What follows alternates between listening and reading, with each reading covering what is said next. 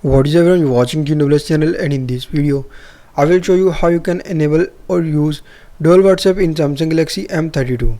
So to use dual WhatsApp and Messenger in Samsung Galaxy A32, first of all you just need to go to settings. So just simply go to settings, and if you are new in this channel, just don't forget to subscribe and also hit the bell icon. So just open settings and follow every single step as I'm showing you in this video.